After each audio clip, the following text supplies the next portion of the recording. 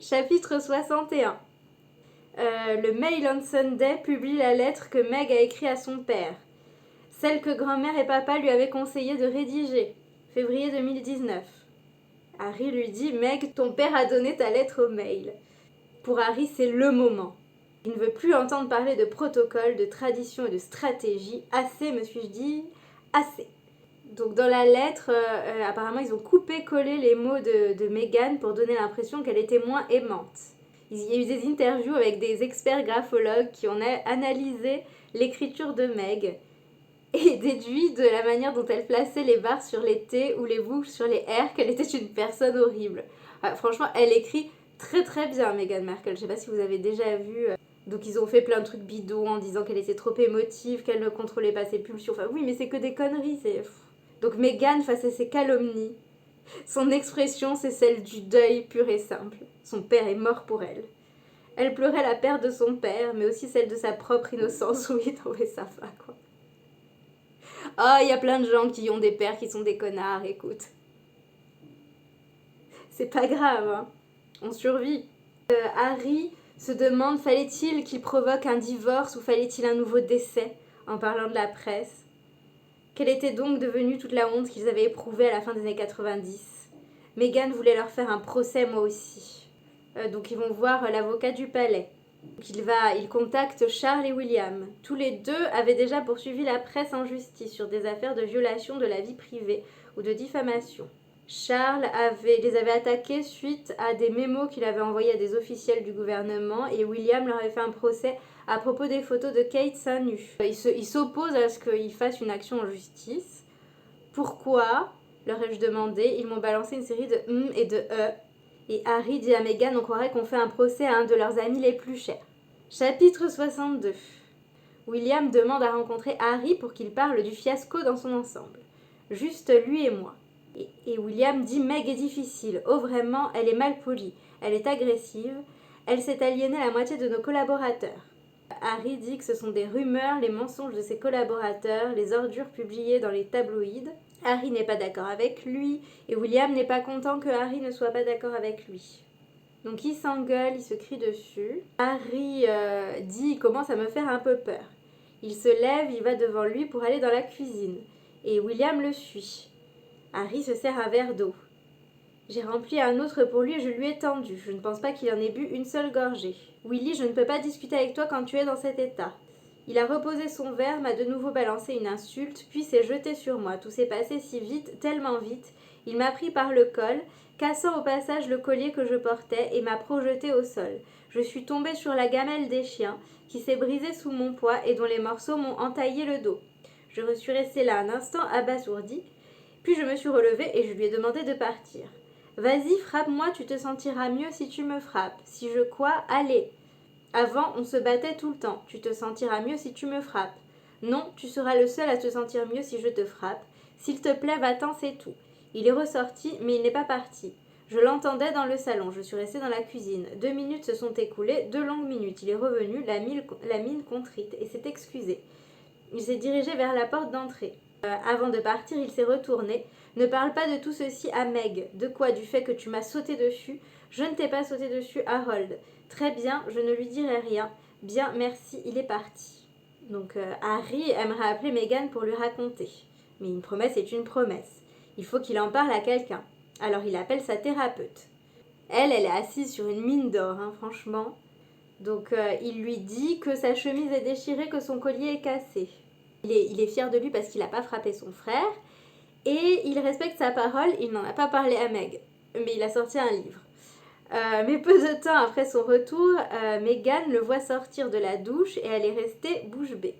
Az, c'est quoi les égratignures et les bleus que tu as dans le dos? Je ne pouvais pas lui mentir. Ça ne l'a pas vraiment surprise, elle n'était pas du tout en colère, elle était terriblement triste. Chapitre 63. Harry se pose des questions existentielles sur sa famille parce qu'ils ne veulent pas prendre parti publiquement pour Meghan.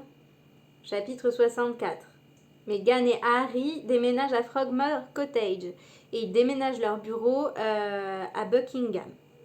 Parce qu'avant ils étaient à Kensington chez William et Kate.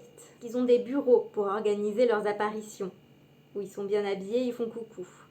Donc ils adorent Frogmore Cottage. Donc ils décident de plus parler à la presse. Fin avril 2019, quelques jours avant que Meg accouche, Willie a téléphoné. William est très en colère. Apparemment quelque chose s'est produit entre lui, papa et Camilla. Il fulminait. Apparemment, papa et Camilla avaient fabriqué de toutes pièces une ou plusieurs histoires à propos de lui, de Kate et des enfants, et ils ne pouvaient plus le supporter. C'est la dernière fois qu'ils me font ça. J'ai compati, ils avaient fait de même avec Meg et moi. Techniquement, c'est pas eux, c'est la plus fanatique des membres du service de communication de papa, une fervente adepte qui avait imaginé lancer cette campagne, l'idée étant que papa et Camilla aient bonne presse aux dépens de Meg et moi. Donc Harry pense que cette femme qui travaille pour Charles, il pense que c'était l'unique source à propos d'une histoire qui était sortie dans la presse, à propos d'une partie de chasse que j'avais faite en Allemagne.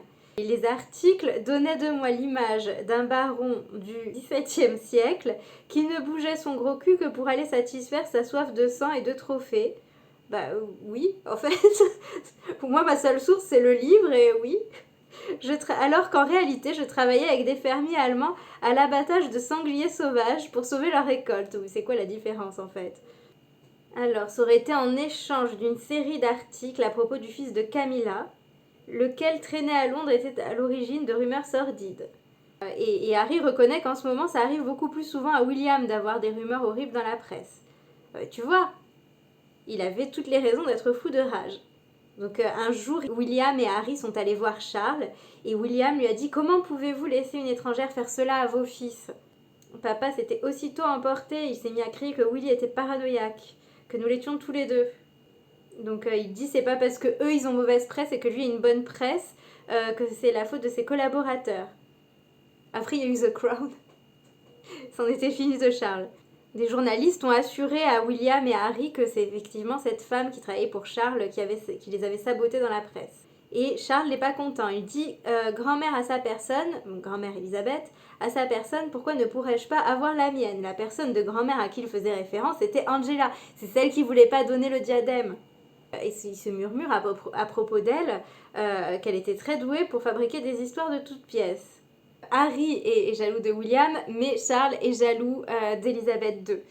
Quelle famille vraiment! Harry essaye de soutenir William et lui dit Papa et Camilla t'ont traité comme la presse a traité Meg. Et William lui avoue dessus j'ai d'autres problèmes avec vous deux. Donc William crie au téléphone et Harry ne comprend rien.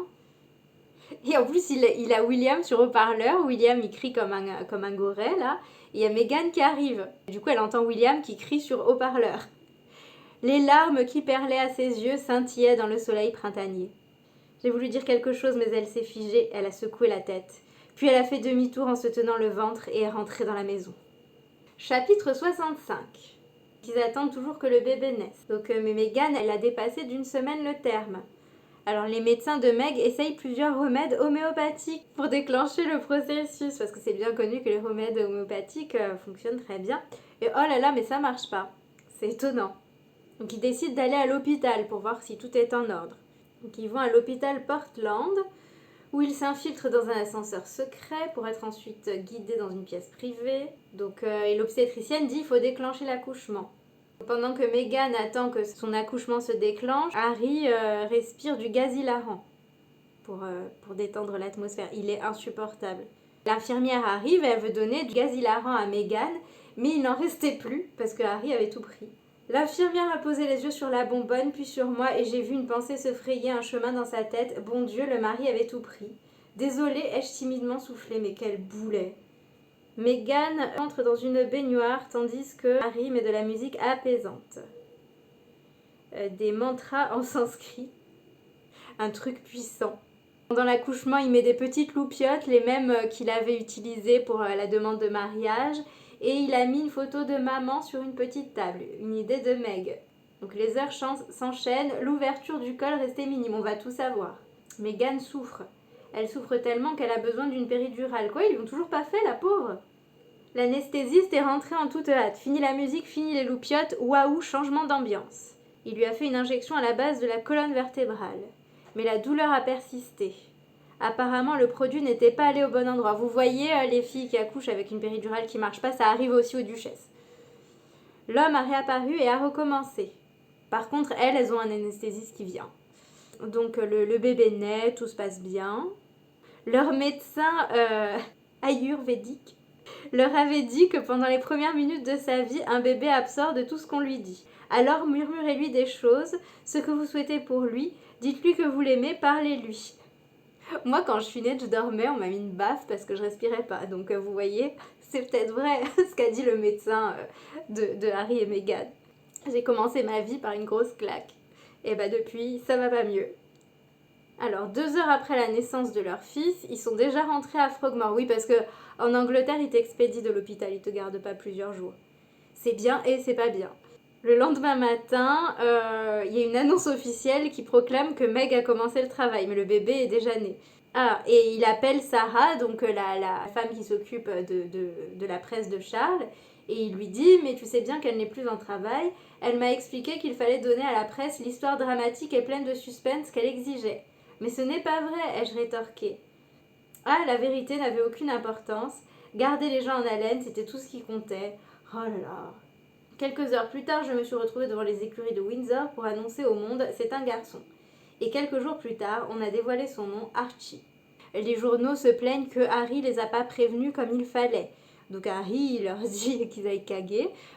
Voilà, c'est de bonne guerre, je trouve. S'attendait-il à de la considération ou à un traitement préférentiel, étant donné la façon dont ils nous avaient traités au cours des 3 dernières années. Puis ils ont montré au monde entier quel genre de partenaires ils étaient en réalité. Un présentateur radio de la BBC a posté une photo sur ses réseaux sociaux. Un homme et une femme qui donnaient la main à un chimpanzé. La légende proclamait « Le bébé de la famille royale quitte l'hôpital ». Ouais, c'est un gros connard. Quelle horreur. Chapitre 66.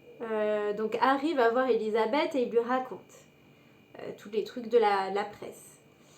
Consternant, a-t-elle affirmé. Elle a promis d'envoyer l'abeille nous parler. Qui est l'abeille? Je ne sais pas. Ah, elle avait 3 hommes qui gravitaient autour d'elle et qui avaient réussi à se faire un trou dans les bureaux royaux. Et ils avaient des surnoms, l'abeille, la mouche et la guêpe. Donc il n'aime pas ces hommes. Il les décrit, il dit qu'ils sont méchants. Donc ils reçoivent l'abeille à Frogmore. Donc il leur promet qu'il va les aider parce qu'il trouve que c'est pas bien ce que fait la presse, mais ils en ont plus jamais entendu parler. Chapitre 67. Harry et Meghan téléphonent à Elton John et son mari David, et il leur avoue qu'ils ont besoin d'aide. On est en train de perdre les pédales, les gars. Venez nous voir, a répondu Elton. Il voulait dire chez eux, dans leur maison en France, été 2019. Moi aussi, quand je suis déprimée, j'ai passé mes vacances chez Elton John. Alors c'est ce qu'on a fait. Donc ils vivent ces vacances comme une levée d'écrou, toujours dans la mesure Harry. Ils vont faire du scooter. Harry conduit, Meghan est derrière lui et elle lève les bras en criant de bonheur, tandis qu'ils traversent les petits villages. Là, t'as les gens dans les villages qui devaient dire c'est quoi ces boulets de touristes. Donc ils font coucou aux enfants dans les jardins, parce qu'ils ne les connaissent pas. Parce que en France, dans le sud de la France, on ne sait pas qui sont les membres de la famille royale, t'en fais sérieux. Donc Elton et David adorent Archie. Souvent, je surprenais Elton à contempler son visage et je savais à qui il pensait, maman. Je le savais parce que ça m'arrivait tout le temps à moi aussi. Fréquemment, je voyais une expression traverser le visage d'Archie qui me laissait méduser. J'ai failli en parler à Elton, lui dire à quel point j'aurais aimé que ma mère connaisse son petit-fils et combien de fois j'avais senti, ou du moins avais-je voulu sentir, sa présence en serrant Archie dans mes bras. Le dernier soir, on éprouvait tous ce malaise familier de fin de vacances. Pourquoi la vie ne serait-elle pas comme ça pour toujours? Ça, je suis d'accord. On passait de la terrasse à la piscine, puis on revenait. Elton proposait des cocktails, tandis que David et moi discutions des nouvelles, et de l'état lamentable de la presse, et de ce que ça disait de la condition de la Grande-Bretagne. Mais en même temps, tu peux faire ça, tu peux rester au bord d'une piscine, c'est ce que tu fais maintenant. On s'est mis à parler de livres. Ah oui, Elton John a fait ses mémoires. Et Harry est furieux parce que Elton va publier certains chapitres dans le Daily Mail. Et Harry lui dit « Mais Elton, ces types sont ceux qui ont fait de ta vie un enfer. Précisément, qui serait mieux placé qu'eux pour en publier des extraits? Qui de mieux que le journal qui m'a empoisonné la vie depuis toujours ?» Harry ne comprend pas. Il lui rappelle tous les mensonges que le Mail a publiés sur lui. Et même le Daily Mail avait été condamné, il avait dû lui verser 100 000 livres. Bon, Harry laisse tomber parce qu'il n'a pas envie de gâcher les vacances et il aime quand même Elton John. Chapitre 68. Il trouve ça magnifique de voir tout un pays tomber amoureux de sa femme. Il parle de l'Afrique du Sud en septembre 2019. C'est bien parce qu'il est toujours dans la mesure. C'est toujours très... Les gens ne se lassaient pas de voir Meg. C'est un triomphe. Et là, ils annoncent qu'ils attaquent en justice 3 des 4 tabloïds britanniques, dont celui qui avait imprimé la lettre de Meg à son père, en raison de leur conduite abjecte, et de l'habitude qu'ils avaient prise depuis longtemps de pirater les téléphones des gens. C'est en partie grâce à Elton John, parce qu'à la fin du séjour, il les a présentés à son avocat, et l'avocat lui dit « Mais pourquoi vous n'embauchez pas votre propre avocat plutôt que de prendre celui du palais ?» Et Harry bafouille. Parce qu'en fait, Harry, c'est un rat, il paye rien, il paye pas le loyer, il fait ses courses à ticket max, il dépense rien en fait. C'est un parasite. Et donc, il profitait de l'avocat du palais. Quelle idée! Elle ne m'avait jamais traversé l'esprit. Bah oui, tu peux payer les gens, Harry, c'est super. J'avais tellement été conditionnée à faire ce qu'on disait, t'étais surtout conditionnée à rien payer. Chapitre 69. Il prévient Elisabeth, Charles et William, qu'il attaque tout le monde en justice. Il a informé l'abeille. Donc il lit le communiqué, je vais pas le lire parce que franchement c'est chiant. Donc le communiqué, il dit qu'il a perdu sa mère à cause de la presse et qu'il veut pas perdre sa femme de la même manière. Le procès n'a pas reçu une couverture médiatique aussi large que quand Meghan a fermé elle-même la portière de sa voiture. Et Harry a décidé de porter plainte parce que quelques jours après, les lois sur la vie privée en Grande-Bretagne allaient être modifiées en faveur des tabloïds. Donc ils veulent attaquer maintenant qu'ils ont encore leur chance. Peu de temps après, il y a l'Express qui publie un article « Comment les fleurs de Meghan Markle ont fait courir un danger de mort à la princesse Charlotte ». Non mais c'est vraiment de la presse de merde, j'aimerais quand même dire, c'est vraiment ridicule, c'est nul, c'est abominable, c'est... Voilà, je défends pas la presse anglaise, enfin la presse de tabloïd, parce qu'ils devraient peut-être lire d'autres journaux. Je pense que tous les journaux ne publient pas des horreurs pareilles. Alors c'est un scandale qui concerne les couronnes de fleurs des demoiselles d'honneur lors de leur mariage, plus d'1 an auparavant. Dans les couronnes, il y avait des brins de muguet, une plante qui peut se révéler toxique pour les enfants, à condition qu'ils le mangent. Alors, est-ce que Charlotte, elle a mangé le muguet de sa couronne ? Donc voilà, il râle parce qu'il dit que c'est un fleuriste officiel qui a fait fabriquer les couronnes et que Meghan n'a pas décidé des fleurs qui seraient dans les couronnes. Et il dit que les demoiselles d'honneur des précédents mariages royaux, dont ceux de Kate et de Diana, avaient aussi porté des couronnes avec du muguet dedans. L'histoire de Meghan, la meurtrière, était bien trop juteuse.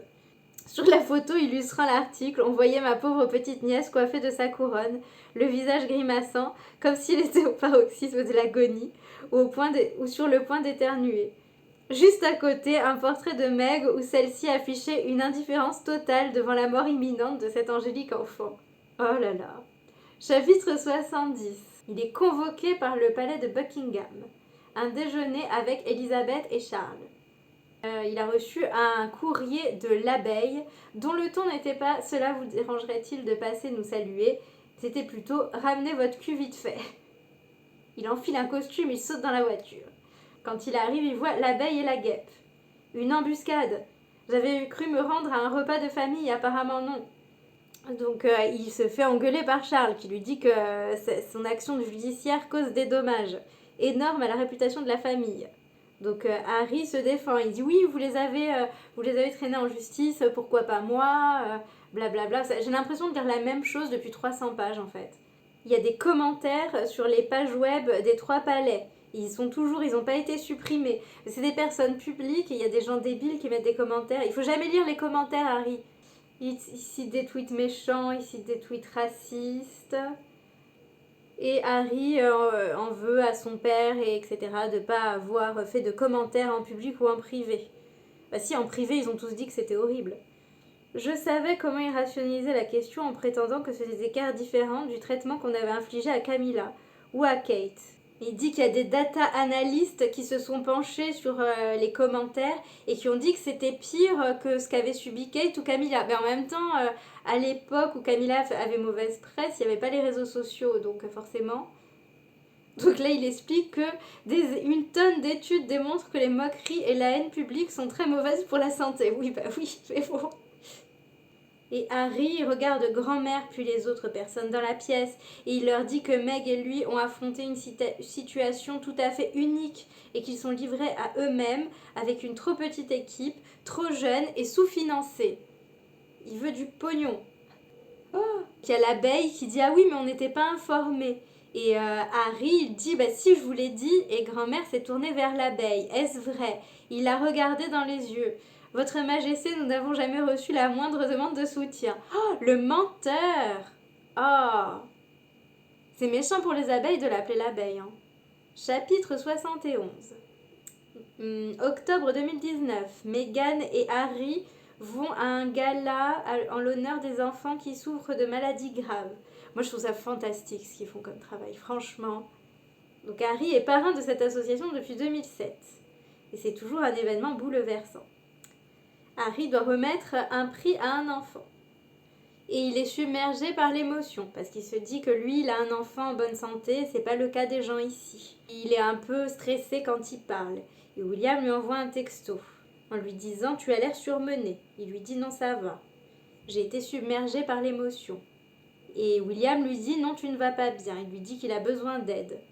Harry lui dit qu'il suit déjà une thérapie. Et William, peu de temps avant, lui avait demandé à l'accompagner chez la thérapeute parce qu'il se demande si elle lui fait pas un lavage de cerveau. C'est possible. Harry lui a dit « Viens, ce sera bon pour toi, ce sera bon pour nous ». Mais William n'y est jamais allé. Sa stratégie était flagrante. Je n'allais pas bien, raison pour laquelle je faisais n'importe quoi. Donc William le gonfle, il fait des efforts pour pas lui envoyer des textos insultants. Il s'engueule pendant 72 heures. Il s'envoie des messages pendant 72 heures, toute la journée jusque tard dans la nuit. On ne s'était jamais disputé ainsi. On était en colère. Oh, il aurait dû publier les textos. Tant qu'à faire. Comme ça, on aurait une preuve pour se faire une idée, vu qu'on sait tout de cette famille. Ah, il a sauvegardé les textos, il les a encore. Eh ben, balance! Je les lis parfois avec tristesse, dans la confusion, en songeant. Comment avons-nous pu en arriver là? Alors, dans son dernier texto, Willy a écrit qu'il m'aimait, qu'il était profondément attaché à moi, qu'il ferait tout ce qui était en son pouvoir pour m'aider. Chapitre 72. Meg et Harry parlent de s'éloigner, mais cette fois-ci, il s'agit d'une évasion.